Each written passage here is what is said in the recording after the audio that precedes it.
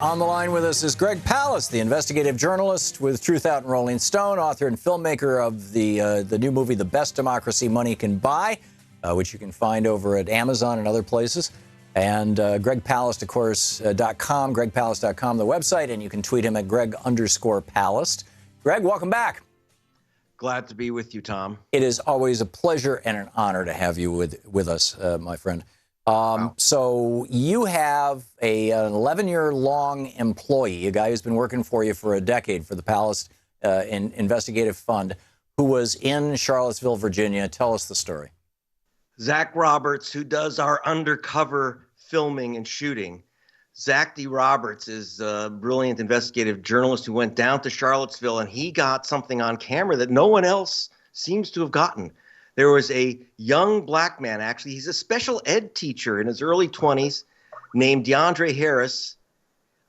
He was walking along the crowd of white supremacists and neo-Nazis, his local school teacher, and just said, "Go home." You know, that was his big, giant taunt. Go home. And they chased him down into a parking lot, a half a dozen neo-Nazis with weapons, iron rods, shields, and smashed him through a pushed him through a parking lot entry arm. The lumber broke. He fell to the ground. They picked up the lumber and smashed him over the head. They hit him with the iron bars. And then they started kicking him unconscious with their steel-tipped boots. And then when some of his friends just courageously ran down against these armed guys, they ran off, leaving one of their men with a 9mm Glock pistol, which he was going to use on the rescuers, except that our man, Zach Roberts, was there filming the whole thing. Thank God he had his camera up. Then he pointed the gun at Zach, who then remembered at that moment that he'd forgotten his bulletproof vest in the car. Shame on you, Zach. But he got the shot. Thank God the guy realized that pulling the trigger on a guy with who would have it all on camera was not a wise idea. He concealed the gun and fled.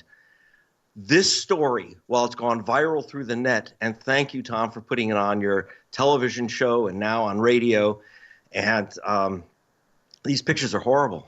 Yeah, these pictures could have been, in fact, Zach was thinking of turning them black and white, but he was afraid that, which you usually do for newspapers, but he was afraid that people would think this is just some old shot from 1964 and the Ku Klux Klan beating up black protesters. This was just, it was horrible. And later he was able to try to get an ambulance to the young man and interviewed him later after he recovered a bit. Have you had any success in identifying the assailants, these thugs who beat up this young black man? Well, that's interesting, Tom, that you would ask that, because I have read in the paper that the Justice Department under Jeff Beauregard Sessions is looking for the neo-Nazis that are killing people.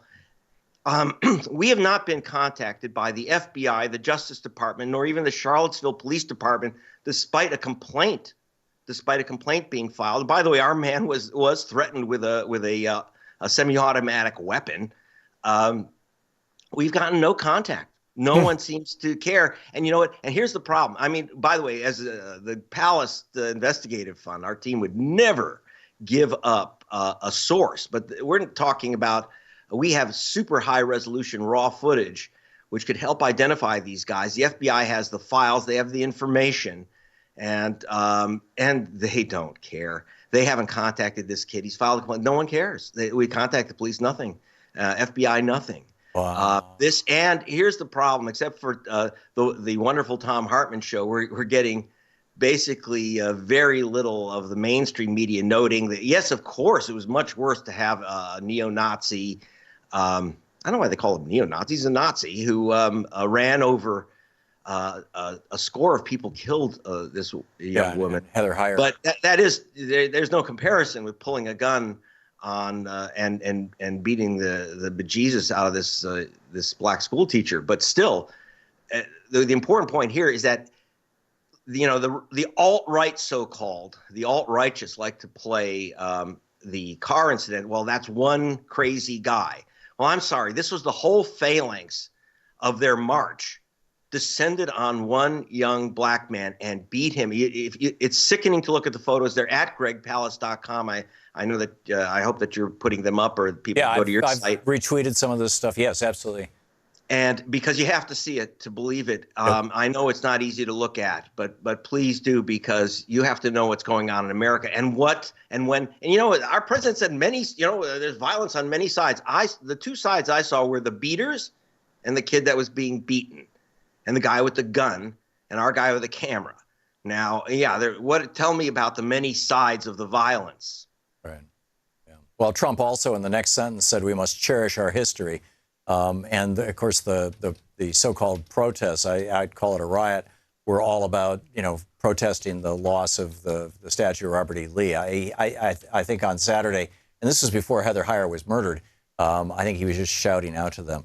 But yes, let me encourage everybody to get over to gregpalast.com, check it out, tweet it, Facebook it, share it, email it, let all your friends know, and hopefully the Justice Department and the Charlottesville police will, and the state of Virginia police will show some interest in this. This is mind-boggling. Greg, you're also somewhat of an expert on Venezuela and that situation. Trump last week said he's not ruling out military options in Venezuela. This is the first I've heard that we're on the brink of war with Venezuela. What the hell is going on down there? Okay, I actually talked to the late President Hugo Chavez. He said, I hope that at that time Bush is not so stupid as to kill all our children. That's the phrase he used. Wow. Kill all our children. And he meant American children and Venezuelan children in a crazy operation. Look, Venezuela, it's a nation armed to the teeth, more armed than the United States, believe it or not. And you had, pro and anti-government demonstrators, all armed to the teeth. About 60 people have been killed on each side. It's horrible. But understand, it is still, even Jimmy Carter, who does not like the Chavista regime, has said that they have the fairest elections in the Americas. Much more than the United States. And yes, there was the people were very upset that without any oil money, the price of oil has plummeted, no more social programs and all these wonderful things that this incredible change in people's lives when the Chavez government gave out the oil wealth, which is brand new. It usually goes to Miami. He gave it out, but then the money ran out. Oil prices collapsed and the people got upset. They voted in an opposition Congress. By the way, they keep saying it's a dictatorship. I didn't know that dictators let the people vote in an opposition Congress.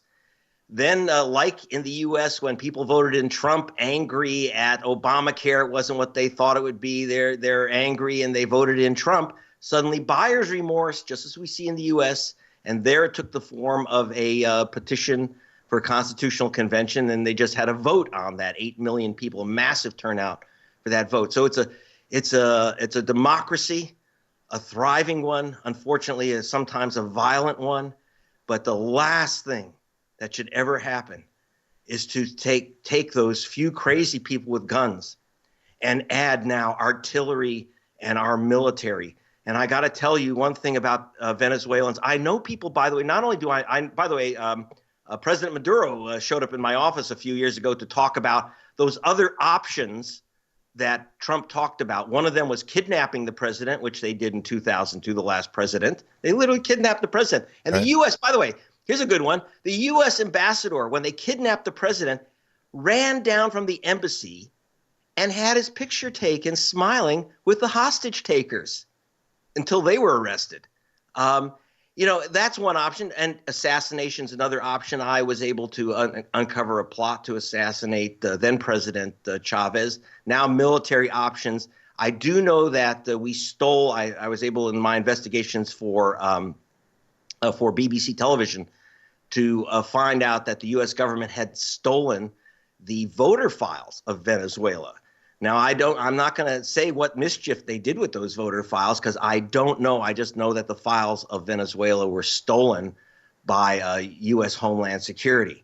Wow. What for? You tell me. So, look, the last thing we want is even the right-wing regime of Colombia, the right-wing regime of Argentina, they have all said, are you crazy? They literally told Our dear Vice President Pence, don't even discuss military options. We've had enough of military options in Latin America from the United States. Thank you. Yeah. Wow. This is extraordinary. Two absolutely extraordinary stories. What's going on in Venezuela, what happened in Charlottesville, Virginia over the weekend. Get over to gregpalast.com. You can read all about it. You can tweet to Greg at Greg_Palast. If nothing else, say hi and thanks for being on our program. But share the good word. There's a lot of great information there. Greg, thanks so much for being with us.